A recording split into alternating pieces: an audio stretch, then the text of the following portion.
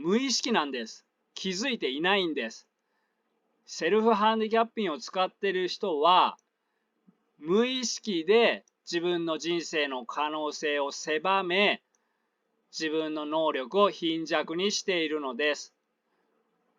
さらに心の成長という面でも悪化させています。自分にはそのような傾向があると気づいて直す努力をする必要があります。こんにちは、自分探しイズムです。私はアダルト・チルドレンについての電子書籍作家で、現在のところ5冊中2冊でベストセラー1位を獲得しました。興味のある方は Amazon にありますので読んでみてください。突然ですが、皆さんの周りにいつも試験の日に昨日寝ちゃったよ、全然勉強してない、やばいわと言っておいて、実際には毎回いい点を取る人いませんでしたか？今日はこの心理について話そうと思います。これはセルフハンディキャッピングといって、自信がない人の自己防衛です。これを使う人は、成績がいいのに自分に自信を持っていないことが多いです。成績が悪かったら、そもそも最初から守る必要性がないんです。つまり、一応体裁は作っている。でも自信がないので、見せかけの自分を守らなければいけないと思っている。そして自信がないので、失敗するかもしれないとも思っている。そこで、全然勉強していないと失敗した時の言い訳を先にしておくことで、失敗した時に受けるダメージから自尊心を守ろうとしているのです。つまり、それほど他人からの評価を恐れているということです。人の目を気にしすぎているということです。言葉遊びとか、誰かを騙すためなら、普通は1回だけしかしません。毎回するというのは、無意識で自分を守っているからです。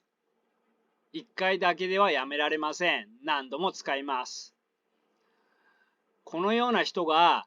このようなセルフハンディキャッピングを使うのは、試験の時だけとは限りません。例えば、運動会の徒競走の前に、昨日はほとんど寝てないの、寝不足なの、と言うかもしれないし、部活の試合の前に、怪我をしていることを大げさに伝えておくかもしれません。このような人は一年中体のどこかが調子悪いです。あるいは恋人にいつも自分の欠点やダメなところを言う人もいます。自分の欠点を過剰に強調することで、あなたのそこが嫌だと言われたときに、だから最初から言ってたじゃないかと自己防衛をする人もいます。ここまで話してきたケースは、実際には勉強をしているのに、失敗した時の他人への言い訳として、勉強していないと言っておくケースでしたが、自分への言い訳で、実際に本当に勉強しないというセルフハンディキャッピングを使う人もいます。心の底では、勉強してもどうせ無理と感じています。そこで意図的に勉強しないのです。こうすることによって点数が悪い理由を俺はバカだとストレートに感じることを避けて勉強していないからだとすることができるのです。何も勉強だけではなく、ある人は仕事でプレゼンテーションの前などに十分に準備をしないかもしれないし、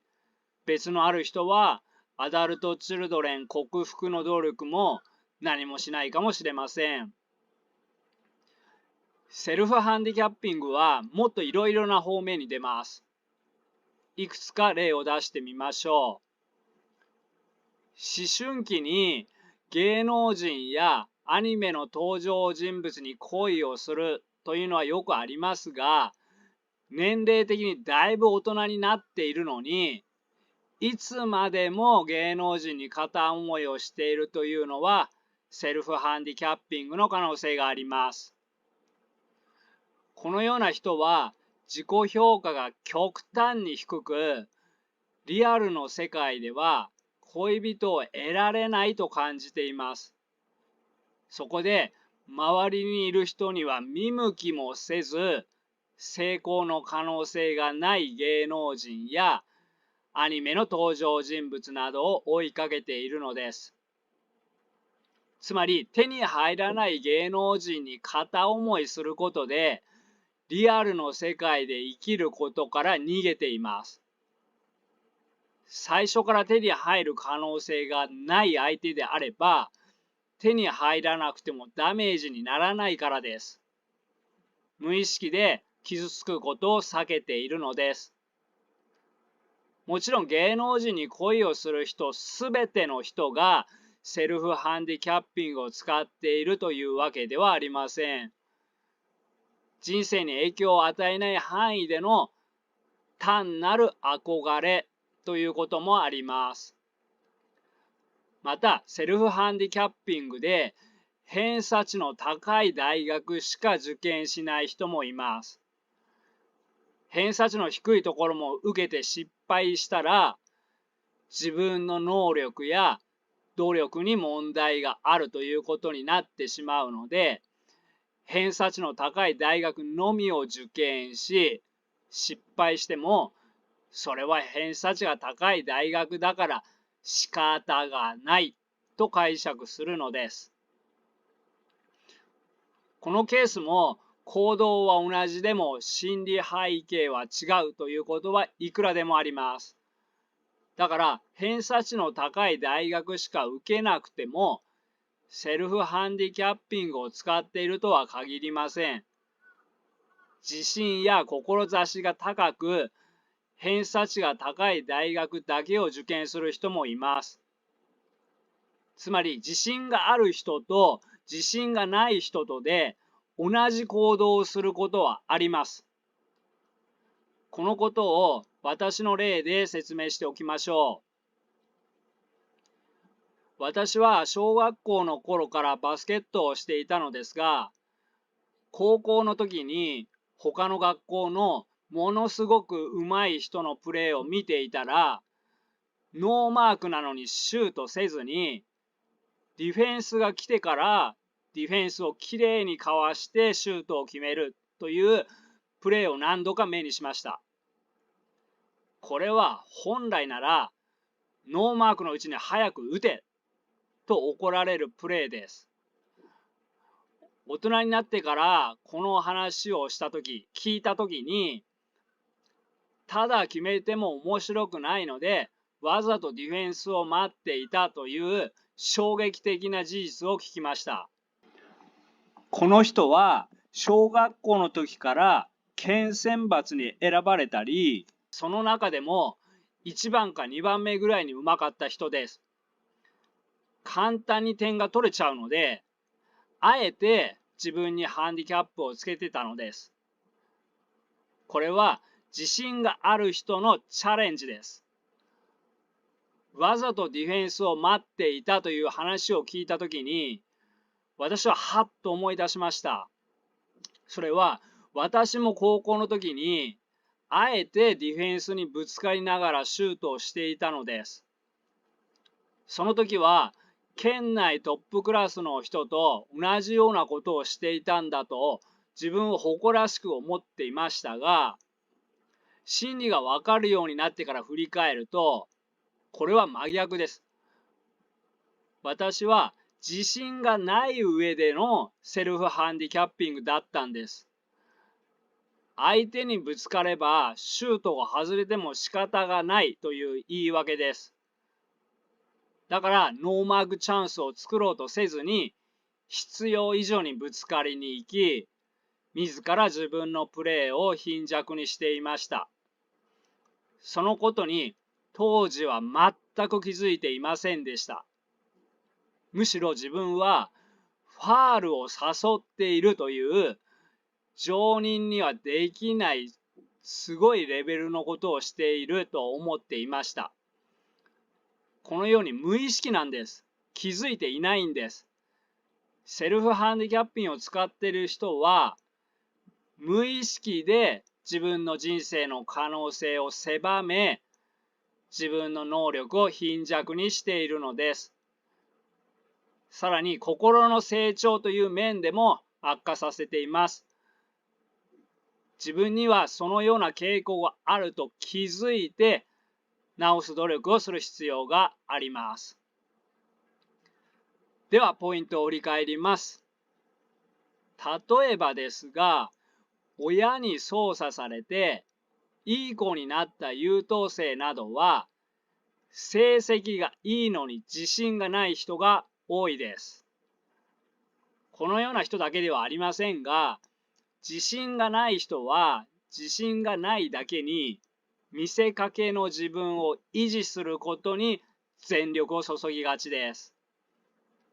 本当の自分がバレたらまずいと感じているので、プレッシャーがすごいです。そこで周りの目の脅威やプレッシャーを軽くするために、やばいわ、昨日全然勉強してないよ、と言うかもしれません。このように能力があろうがなかろうが、自己評価が極端に低い人は、あらかじめ失敗した時の言い訳を作っておくことがあります。人によっていろいろなところで使えますが、ある人は偏差値の高い大学しか受験しなかったかもしれません。偏差値の高い大学なら落ちても仕方がないと思えるし、周りにもそう思ってもらえそうだからです。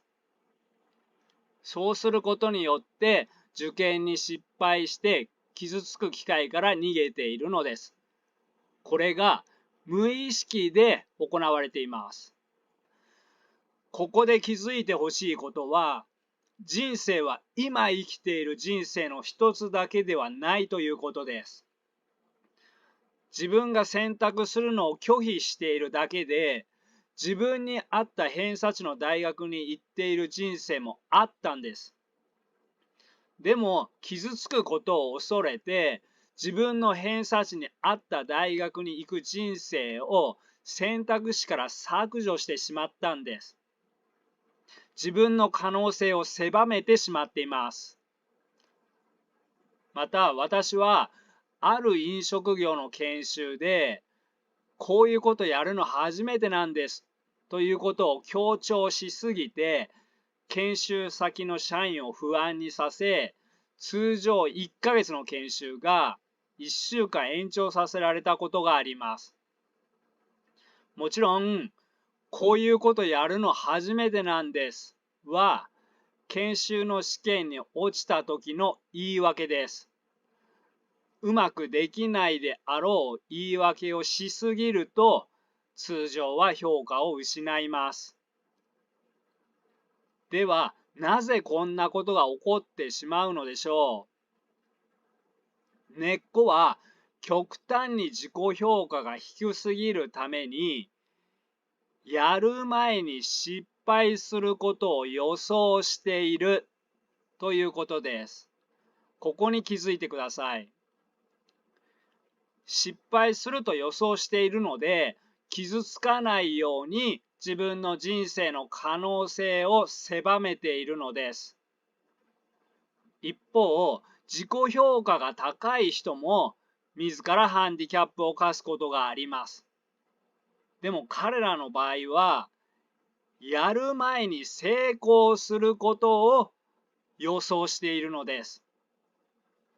行動は同じでも、心理的背景は真逆です。成功することを予想して自分にハンディキャップを課す人は、普通の人では挑戦しないことまで果敢に挑戦して人生の可能性を広げています。同じようでも全然違うのです。セルフハンディキャッピングは気づいていない時に使っているので厄介です。自己評価が病的に低いと思う人は、一応もしかしたら自分は気づかないうちにセルフハンディキャッピングを使っていないだろうかと自分を内省してみてください。そして自己評価を上げることも大切です。アダルト・チルドレンが自信をつける方法という動画や自己肯定感を高めようという再生リストも参考にしてください。概要欄にリンクを貼っておきます。はい、ここまでにします。仲間の皆さん、今日も最後までご視聴ありがとうございます。よかったら高評価、チャンネル登録をお願いいたします。バイバイ。